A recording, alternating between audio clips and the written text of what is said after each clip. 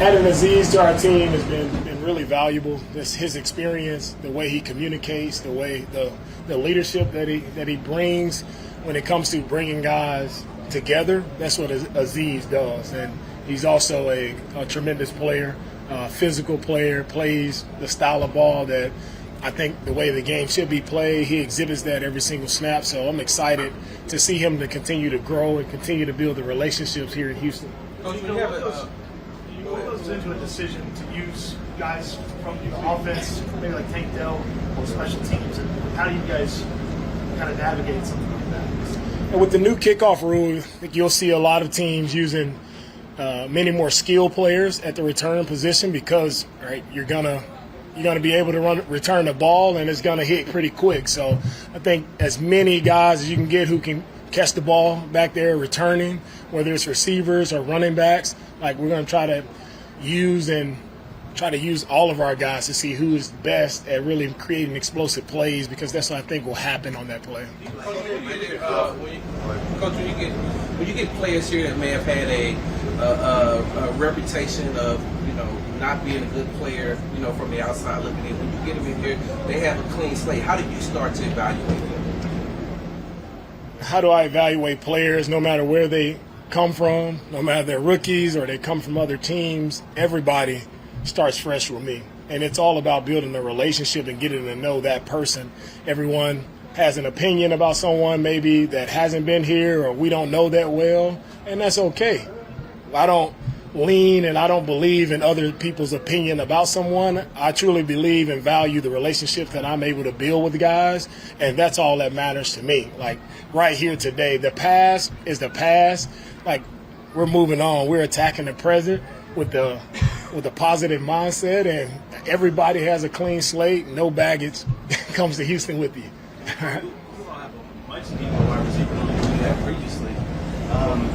Some guys might not be here that were here last year. I guess what are your messages to the wide receivers as they try to compete for a roster spot, especially the back end?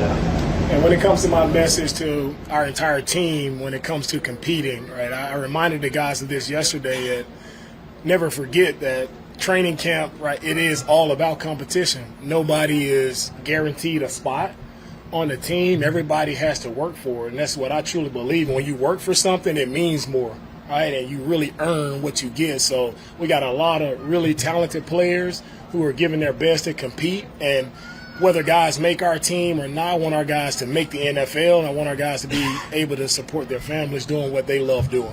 You talked about Diggs being a leader. What are some of the things you're looking for your offensive line before they get into the pads? From our offensive line, during these first 2 days, I've already seen growth from last year. Just the continuity of how these guys are working together, how they're moving off the ball much faster.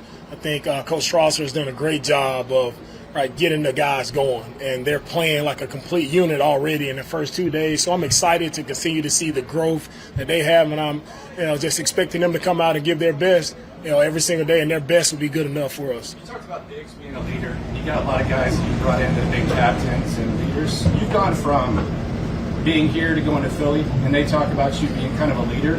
How do you earn that? How is that something that is it kind of just organic? How does that happen? Yeah, I don't think I'm kind of a leader.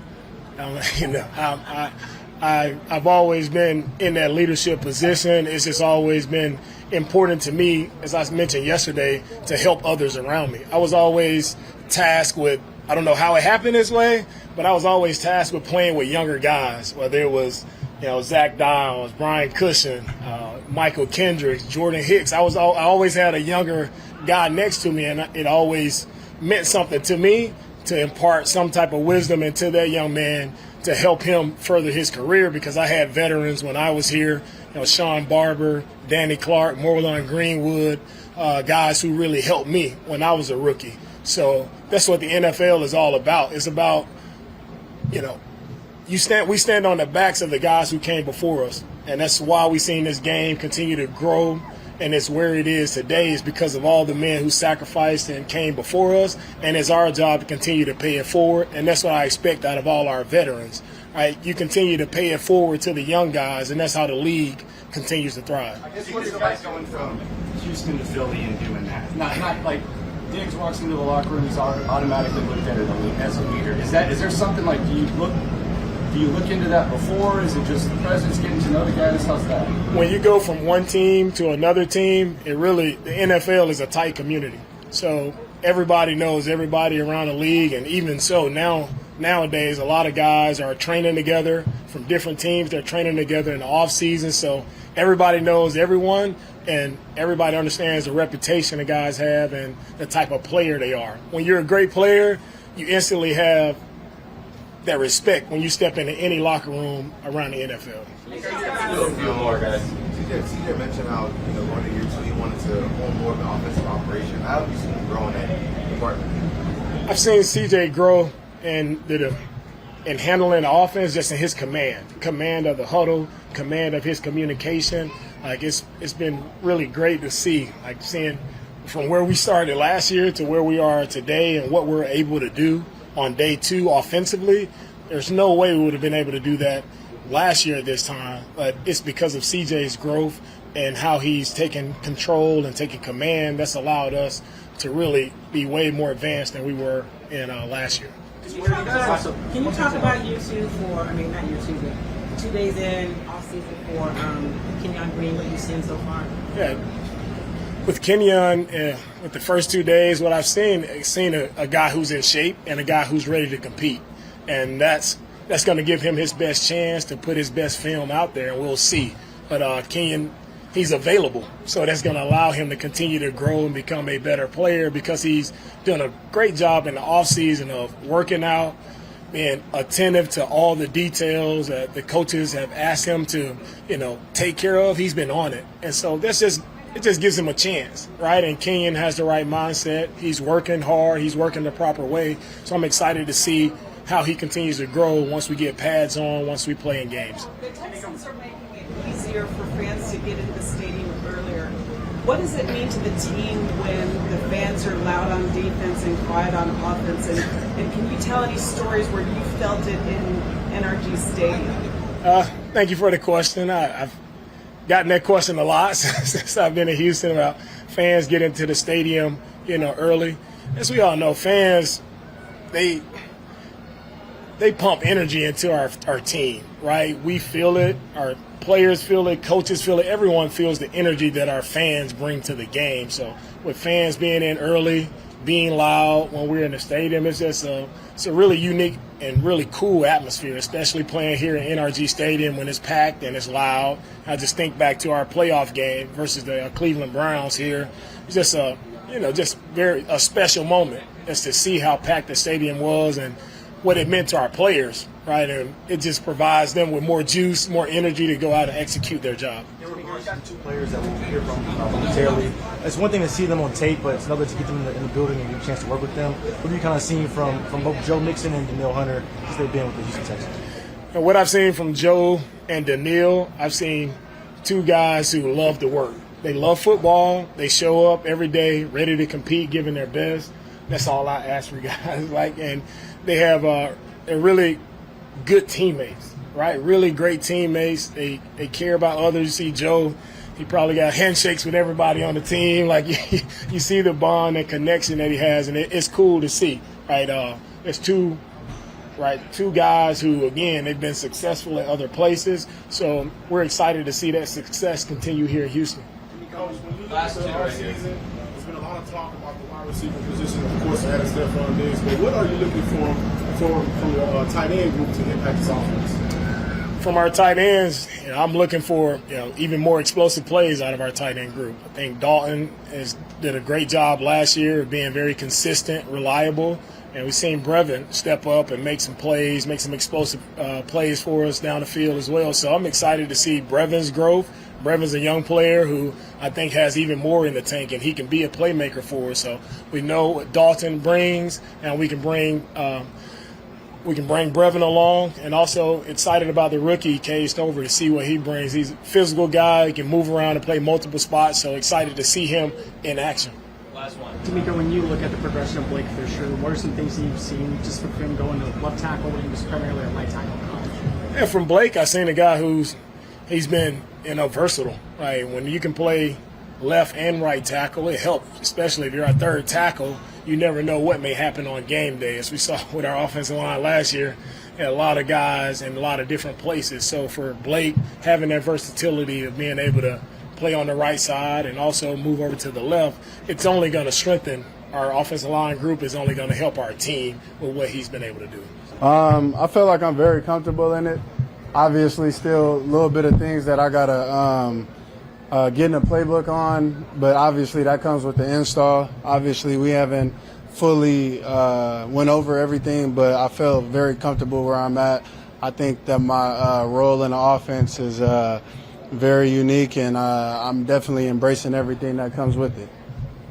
What's been your first impression working alongside Gerard Jordan this spring? Say that again. What's been your first impression working alongside Gerard Jordan this spring?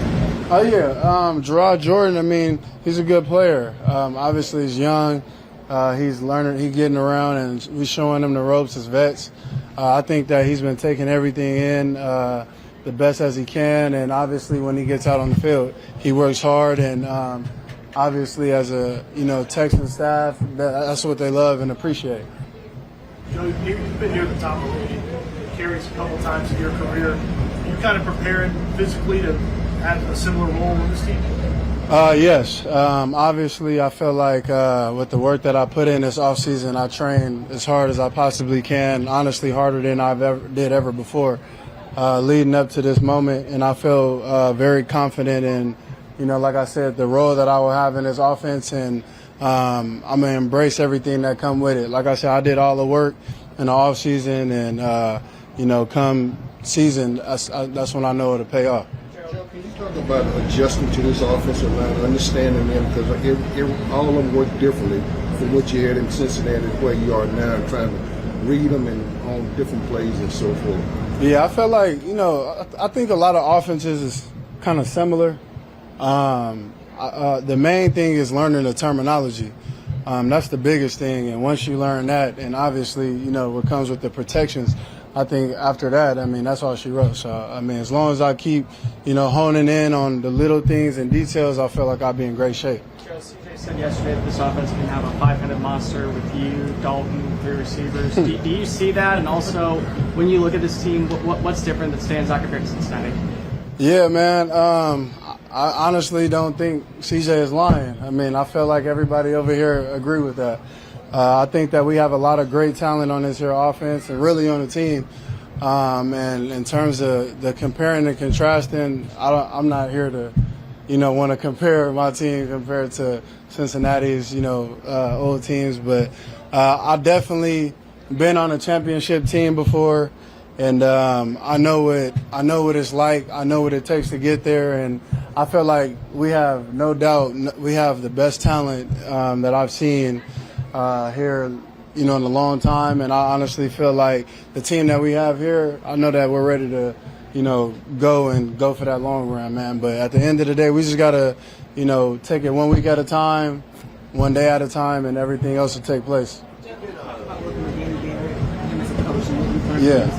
Yeah, Coach DB, man, since day one, he's embraced me. Same with Slowick, same with Demeco. Nick as well. They embrace me, and it's a great feeling to know that you're one of their guys, and they come in and anything that I need, they got it for me. So I greatly appreciate that, and the best thing that I could do for them in return is, be the best teammate, be the best player, a leader out there, physically, mentally, and my teammates, they could count on me in whatever position that I'm in. And I think that's the best thing that I can give to them is, come out here and make plays, make their job easier. Joe, without to get too much into comparison, though, what are the differences that you see between the Cincinnati Bengals offensive line compared to Houston? And how do you think that they help you thrive here in Houston? Yeah, I had a really great guys in Cincinnati my whole 7-year tenure. That I did there. But the biggest thing that pretty much stands out to me more than anything is we got all pro linemen here, obviously, like LT, Pro Bowl guy, and he's been all pro before. I definitely feel like with the way that these guys work, the way that they attack their job, I definitely feel like it'll benefit me in a greater scale. I think that Slowick, the way that he's dialing things up, I truly feel like, he's going to do whatever he can to get all his playmakers the ball. I mean, I've been in a situation before where a lot of people have to get the ball as well, and, sometimes some people, it don't go their way that day, you know what I'm saying? But at the same time, I feel like we got a lot of unselfish guys, a lot of great character guys, and I think that they do a hell of a job, attacking the day and wanting to be better. Everybody that's here, we all want the same goal, man, same dream, and it starts with the foundation. So we just got to keep it pushing. Speaking of dreams, you're going to be going to the Pro Football Hall of Fame in a couple weeks. Have you ever been there before, and what are your feelings about it? Yeah, honestly, I've never been there before. Heard a lot about it, and obviously a lot of greats. Obviously as it's being in Canton, I think that it's a dream for a lot of players, and that's honestly why we play this game, is to hopefully one day be in a Hall of Fame. And I do feel like it is kind of early, being early July or mid-July. But I mean, other than that, I mean, we're here, we playing football. That's what we want to do. That's what we love to do, and it's a blessing to be able to go there and be able to check things out and see a lot of history, and I look forward to it. Last one, very reductive bad how do you feel about the narrative that actually goes to 30, who expect to drop ball, passing back, even though it's been nothing about his entire career? Yeah. We've seen across the league running backs they're close to 30, keep them to move off. How do you feel about that narrative and your fear and that nature? I mean, can we name names? You can name whoever you need to name. No, I'm asking, like. No, I'm just talking about general. I mean, I guess it's a narrative to y'all, but I mean, the running backs that I see that's close to 28, 30, 31, 32, they balling right now. So, I mean, my hopes is high, you know what I'm saying? And I know what the type of player I am, and I'm not here to speak for everybody else, but in terms of me, I know for a fact, as long as I'm in great position to win, like, it's going to be night and day compared to how I was in Cincinnati. You know what I'm saying? So, like I say, I'm very optimistic with how this offense will be ran, how I'll be using this offense, and in terms of the whole running back narrative, I mean, like I said, everybody that I see that's, I say about like 26 to about 32 right now, like all them dudes is balling, man. So, shout out to the running backs, and I hope, y'all have a hell of a season. Everybody do their thing, for real. It's been really good so far, adding to whatever I could add to the team's success, bringing my skills and my knowledge, teaching everybody on the D-line, the skills that they need in order to take their game to the next level. So I feel like at the end of the day, it's going to only make everybody better, Daniel, when you look at a guy like Demeco, just his veteranship and his position flexibility, what can he do for younger players, even veterans, teaching ins and outs of how to get in the backfield? Bringing in skill, teaching them like skills and what they need to do in order to bring their game to the next level. I mean, I feel like that's what all playing D-line's all about. Bringing a group together. One man don't get a sack by himself. It's four men together rushing the passer. In the spring, Matt Burke mentioned that the team thought maybe it could be even better from a pass rush standpoint in this style of defense. Do you feel the same way? And what's kind of been your previous experience with any style or any kind of defense like what the Texans are running? I mean, in the past, I came from just a reading defense. They really don't want me to read. They just want me to go here. So, get at it. You like that more? Yeah. I mean, I don't have to think about anything. I just go. And I feel like I've been reading for about 8-9 years, and I feel like they want me to not do that and just go. Play football. Don't think about nothing else. Every defensive lineman want that. Exactly. Yeah, that's what you want. Playing a defensive end, you just want to go. No reading, none of that. You just go. So. Yesterday, Will was talking about your hand action. He said that you got probably some of the quickest hands, and he's still trying to pick up certain little techniques that what he was doing is almost like jiu-jitsu or hand fighting or karate. What is it? And then you're trying to ingratiate with him about what you're using your hands. You know, I feel like being a defensive lineman, I feel like that's what it's all about. Your hands, your eyes, and your feet. And if you don't use your hands, you're going to get blocked. So I try to teach them simple things, you know, nothing too crazy, that littlest movements could get you far. Beating a guy and then getting you to the quarterback. You know, being able to take his game from here to here. So you can't play defensive line without your hands or your eyes. So you know, I'm just teaching them simple stuff, him and everybody on the D-line. A lot of people think the pass rush is a physical game, and it is, but the mental side of it, especially for someone like Will in his second year, to come off of what he does best, to learn new moves. How much have you been able to teach him about the mental side of pass rushing coming into his second year?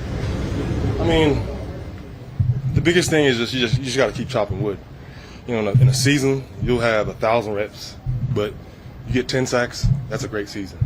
So pass rushing and getting a sack, it's not all about like, oh, getting a sack every game or like every down. It's like you got to keep working for it. You got to keep chopping wood, and eventually you'll get through. So if you focus on little things, your step, your hands, your eyes, you know, eventually you'll keep building. So. What do you think that it says about your teammates that now that your new responsibility is just, hey, we just want you to go and get the quarterback? What does it say about that back end as far as the linebackers and the defensive backs are concerned? I mean, it all comes hand in hand. Us doing our part, it helps the back end, you know, speeding up the quarterback. And our, you know, defensive line, our job is to affect the quarterback. So we're affecting the quarterback. We'll have him throw a fast pass or something right into our DBs, you know, waiting for him to make a bad throw. So at the end of the day, we all work together. You know, our job is to affect the quarterback. We mess him up, then DBs will be in the right spot in order for them to make plays. Coming into training camp, how were you able to block out some of the noise and the expectations that you're hearing from, you know, people saying that you all should AFC Championship, maybe Super Bowl, things like that? Oh, I deal with that every year, man. It's like expectations and goals. You know, you just got to come in and lock in what we got here every day, day by day, practice by practice, step by step. You know, what matters is what's going on inside our building. You know, it's never about what's going on in there. So we're all action. We don't really talk about like what we're going to do. Just get in here and just work day in, day out. I know you were talking about the handwork. You compared it to martial arts, almost like karate, with the way you guys use your hands. How much is it those little nuances, everything, you know, those details allow you to be kind of productive pass rusher? You know, being a pass rusher, it's all about your angles and your hands, your eyes, your feet. You know, if you don't incorporate those things together, you know, you're going to get blocked. It's not something that you could just wake up and be like, oh, like breathing. You got to keep practicing it over and over again, you know, for it to become second nature. So. But now I know it's still early, but have you had an opportunity to go up against Tyler? And if so, what's been your evaluation of him so far? I went against him yesterday. Yeah, he has pretty good feet. I think he's his lower body's stronger than it's ever been before. And he was telling me he moves well for a guy his size. So I'm really looking forward to that. You know, going up against him more this season. And yeah, it's been a great battle so far. It's very fun. You know, just what I've been waiting on since I got injured back in December. So just to go out there and just be around the team again. You know, I was around the team at OTAs, but this training camp, so it's different. There's something special going on. So it's very special for sure. What's different about you going into year two, being able to have, even though you missed part of last season, 1 year ago? What's different? I feel like just knowledge of the game, knowledge of the playbook, things like that. You know, I could play like slower. You know, people think I should play faster, but you know, I feel like I could play slower at my own pace now because I know like what's going on. I know the in and out. So the playbook, like I said, that was the a key important part of just everything. That everything was just moving fast a little bit at the beginning of the year, but then it kind of slowed down. But now I just feel like I'm back in college again. You know, of course it's a different competition level, but I just feel like I'm back at college now. So. What is your view of the new kickoff rules? I don't really have a view on it. I have to really we got to go out there and you know, have a couple games so I can see how I feel back there. But to be honest, I like it better the old way, like them coming from a father, so I can see what I want to do. But it's cool for right now. Are you ready for added special teams load in addition to your wide receiver work? Am I ready? I'm ready for everything. You know, of course I'm ready. Yeah. What's been the continuity between you, Stephon, and Nico these last 2 days? Seems like you guys spend a lot of time together. Yeah, man. You know, we just all picking each other's brains. You know, we all know what we're capable of. We all know what the outside world is saying about, just us. But it's not only about us. You know, we still have John Mechie, Noah Brown, Robert Woods, Hutch, Jay Wayne. We got a lot of pieces. Steve Sims. We got a lot of pieces still in the receiver room. But we know like everybody can around us three. But you know, we ready to go put on the show for sure. CJ mentioned a five-headed monster on this offense. That one of those monsters includes Joe Mixon. What type of element does he add to this offense? Yeah, Joe Mixon gonna make him respect the run game. Our O-line gonna do their job. The receivers gonna do their job blocking. Joe Mixon got like that's gonna help the receivers get open. Like people say, you know, receivers help running backs get open. Running backs help receivers get open. Man, he running the ball well. We can throw the ball well. We're throwing the ball well. He can run the ball well. So it's just a hand-to-hand thing. So he's gonna bring a good element. There's a lot of people that are talking about, you know, who's going to be the number one wide receiver on this team. But you told me last season that CJ can make anybody a number one wide receiver. Is that just the unselfishness about him? Yeah, definitely. With that, I just feel like, first off, CJ was in college with like 5 number 1 receivers in the league right now. So it's like we know what it come with. We know what CJ capable of. We know what Coach Slowick capable of. He's going to call the plays for everybody to dial it up. And I just feel like with that, you know, it's going to be like everybody going to have games. I feel like one game he might be hot, or next game he hot. This game, both of them might be hot. You never know. So it's just we got so many monsters. Like CJ said, 5-headed monsters that we could just come at people like in different ways. Where have you seen the most growth from CJ in terms of command? How's that look compared to year 1 to now? Leadership, you saying? It's been, like I said, it's really hard to tell, to be honest, because last year CJ was a great leader. Even though he was a rookie, he was a great leader. And this year he's the same. Like, he's the same guy every day. Come in and want to lead by example first off, and then he's gonna tell others to like pick it up. Like, he'll tell me to talk to the receivers, Diggs talk to the receivers, Nico, anybody. Like, he just want everybody to leader. And I feel like he's a special leader for sure. What way do you feel like Stephon Diggs is giving back to perhaps the younger receivers? Say that again? I'm sorry. You got to fly for him. Started on him. Hey, nah. In what way do you feel like Stephon Diggs is perhaps maybe giving back to you and Nico and John Mechie and maybe showing leadership? Yeah, I feel like just the things he say, you know, we pick his brain a lot, especially me and Mitch. Like, we always ask him questions, or we don't even have to ask questions. Like, he'll just come up and just start talking about stuff, like talk about stuff that he seen, like when he was at the Vikings, or he seen when he was in Buffalo, and he just giving us game. He give us free game all the time, man. That's all he do. Like, he want us to be great. He know what we capable of, so, and he know we got a long career ahead of ourselves, so he just telling us like what we should expect and how to move and things like that. You got to see a little bit of him just so far in practice, but what are your early impressions of Kamari last year at cornerback? I love him, man. He's a dog, and I know he gets even better when he put on pads. You know, I was watching his tape a minute ago, and when we drafted him, I watched his tape, and he's a dog, especially when he got on his pads and stuff like that. So just ready for that to come. But I love him, man. He's a great hard worker, so he's good. Tank, how important was it for you to get out this offseason and work with Del Fonte, and as far as with the other wide receivers that you were able to pick their brains, but they were also able to pick your brain? Yeah, it was great. You know, I was ready to work with Del Fonte in January. I got hurt December, bro, but I couldn't do it. But it's just good because, first off, just getting back out there again, moving, I was so ready for that. And then once that happened, you know, I just knew, like, he know me. Like, me and Del Fonte been working since from like 3-4 years ago. So he just know the in and outs, and he know how to, he know when I'm hurting, or he know how to pick it up, and he just know how to talk to me when I'm out there. So he give me a lot of motivation for sure.